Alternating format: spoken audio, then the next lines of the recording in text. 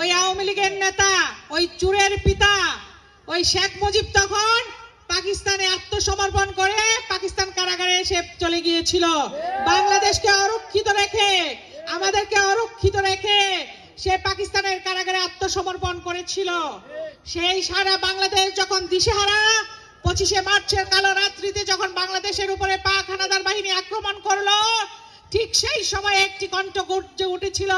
সেই কণ্ঠটি ছিল বাংলাদেশ জাতীয়তাবাদী দলের প্রতিষ্ঠাতা শহীদ রাষ্ট্রপতি জিয়াউর রহমানের, যিনি পরবর্তীতে বাংলাদেশ যতবার ক্রাইসিসে পড়েছে ততবার বাংলাদেশের মানুষ তার উপরে আস্থা রেখেছে।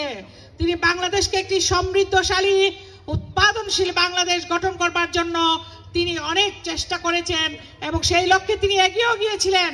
বাংলাদেশ বটমলেস বাস্কেট থেকে একটি স্বয়ংসম্পূর্ণ বাংলাদেশে পরিণত হচ্ছিল। ঠিক সেই সময়ে আততায়ীরা শহীদ রাষ্ট্রপতি জিয়াউর রহমানকে হত্যা করে। ওই চট্টগ্রামের সার্কিট হাউসে আমাদের প্রিয় নেতা শহীদ রাষ্ট্রপতি জিয়াউর রহমান তার জীবনের শেষ ঘুম ঘুমিয়েছিলেন। সেই পর থেকে দেশনেত্রী বেগম খালেদা জিয়া বাংলাদেশ জাতীয়তাবাদী দলের হাল ধরেছেন। আপনারা জানেন, আওয়ামী লীগ গত 17টি বছর বাংলাদেশের মানুষের উপরে শুধু নির্যাতন করেনি, তারা নির্যাতন করেছে আমাদের প্রিয় নেত্রী দেশনেত্রী বেগম খালেদা জিয়ার উপরে। তাকে চিকিৎসা পর্যন্ত করতে দেয়নি। আজকে প্রিয় নেত্রী এই অন্তর্বর্তীকালীন সরকারের সময়ে আপনারা জানেন যে তিনি লন্ডনে গিয়েছেন চিকিৎসা করবার জন্য। আসুন আমরা সকলে মিলে দোয়া করি দেশনেত্রী যেন তার চিকিৎসা করে।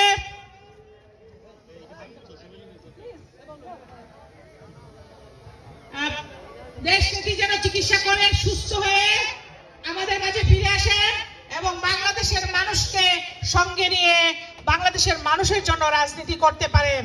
আমরা জানতে পেরেছি নেত্রী ইতিমধ্যে নিজে নিজে হাঁটতে পারছেন একটু একটু করে, নিজে নিজে তিনি চলাচল করতে পারছেন একটু একটু করে।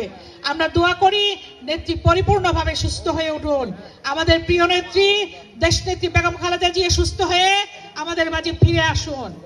আরেকটা কথা বলতে চাই, অনেকেই প্রশ্ন করেন 17 বছর আমি বা আমরা নাকি কোথায় ছিলাম। তাদেরকে বলতে চাই 17 বছরের খতিয়ান একদিনে দেওয়া সম্ভব নয়। আমরা জানি ওই আওয়ামী লীগের এমপি জাহিরের পাশে বসে কারা সেদিন মিটিং করেছিল। ওই আওয়ামী লীগের দামি ইলেকশন করেছিল